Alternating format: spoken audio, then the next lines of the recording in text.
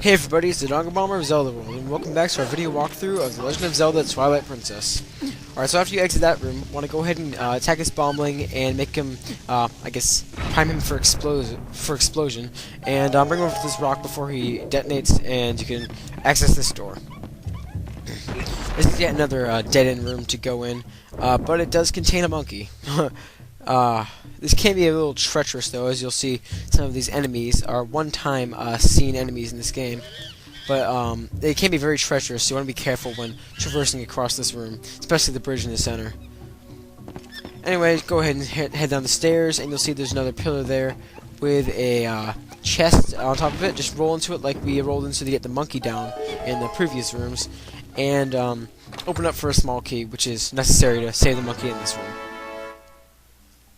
So right here, this bridge is what I was talking about being treacherous. You just want to run across as fast as you can, otherwise you'll get knocked into the water by these things. As you're about to see pretty soon here, I accidentally was careless and got attacked right there by these, I'm not sure what they're called, but they're only really seen here. So sort of traverse around the outside, as I'm trying to show here. There's some pots up here if you want to get them. I believe there's a heart in one of them. Yeah, just try to stay on the outside and light all the torches, and that'll make the staircases, I don't know if you'd really call it a staircase, but that'll make these, things come up, and there we go, I just got hit again. Luckily they don't take much health away from you, that would be bad if they did. Okay, so after that, you can just sort of head around on the right side, as we can climb up these vines, you're about to see, and collect a treasure chest. Or you can just head directly up the stairs, but if you're in need of rupees like I am, as you can see, I only have 68, then just head up these vines, and there's a chest containing 20 rupees. I think it's funny how the monkeys don't climb up with you. I mean, it's not necessary, they're never needed to climb up these vines, but magically they just appear there. I mean, you'd expect a monkey to be able to climb up on themselves. They don't need to, I mean, monkeys climb, it's what they do. I always thought it was kind of funny how they just magically appear up there instead of climb the vines. Alright, regardless of that, just head up here and use the small key we just got earlier to free this monkey, and then you can head out. Kill the Skulltula, or spider, not really sure still exactly what it's called. There's no handy feature in this for finding out what your enemies' names are. I mean, it's not a big drawback, but sometimes I'd like to know exactly what enemies are called. Now, if you're completionist like me, you can go ahead in here and get all the pots. It's kind of funny. I actually missed one anyway, regardless. But yeah, so just go ahead and get out of here. Again, be very careful because of these guys will knock you right in the water. Sometimes it's safer just to swim, like I do right here. Although I didn't really swim for long in the end. But yeah.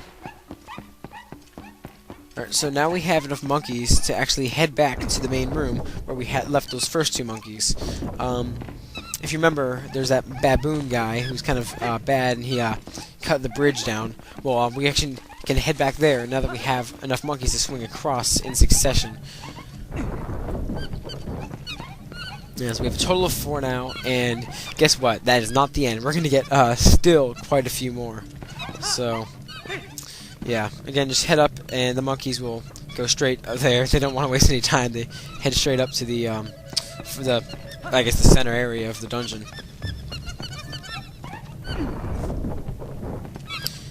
Yeah, and this time they will all be able to grab onto the rope, and you can swing completely across. This is one of the first things I ever remembered from some of the later trailers for Twilight Princess, seeing like swinging with monkeys. I thought it was so cool, and it is, but it's pretty challenging too to time it right sometimes. I don't know, I just have these distinct memories of thinking that was like one of the coolest things, you could swing on monkeys. Well, anyway, head up here to yet another dead end. This dungeon seems to have a lot of those, but luckily it's not easy to get lost. I mean, you can still find your way around pretty easily. It's just funny how many dead ends there are in it. Don't worry, later dungeons get quite a bit more complex than this. Although for a Zelda dungeon, this is a pretty big dungeon for it. But holy crap, it's the same Baboon from earlier, with that evil possessed boomerang. Alright, so his first move is to knock down a few of these Deku Babas. Yeah, the first step is to get rid of these guys before you even worry about him, because he'll just keep sending down more if you don't get rid of these right away. One spin attack should work. Now, strategy for this guy is he's going to throw your boomerang at you. When he does that, roll into the pillar. That'll cause him to get unbalanced, and then he'll get smacked by his own boomerang. Then you want to actually go and attack his butt, not his eye. In this case, it's his butt. Kind of funny. An awkward place to hit him. But sort of explain that later when the boss is over. Well, mini-boss, and it's sort of standard for the Zelda games. If you are an avid Zelda player, you'll know you fight mini-bosses in each dungeon to get the main item of that dungeon, and that's pretty much what's going to happen here. So, yeah, not much to say. Again, just wait till he throws a boomerang, roll into it, and attack him. He'll get hit by it, and then attack his butt. And if you wait too long, he will send out more DQ Bobbas from the ceiling, but it's not too tough to defeat him quickly like I did, and ow, he just smacked the pillar right there. And they sort of explained why he was in a bad mood. He apparently had a giant bug attached to his butt, at least. I mean, that's why we're attacking his butt, I guess. I mean, that's my theory. This is kind of funny. He looks back at Link all embarrassed. He flips out and just jumps out of there.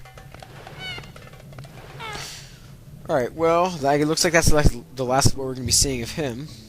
But, hey, he lets his boomerang out. Can we take it? Yes, we can actually.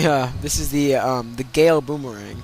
Now, this Fairy of Winds thing that it just says it's never mentioned in any Zelda game, but some theorists still try to use it because it's mentioned in Twilight Princess. I'm not really sure how they use it, but it's sort of like one of those theorizing points who the Fairy of Winds are. But hey, we get the Gale Boomerang.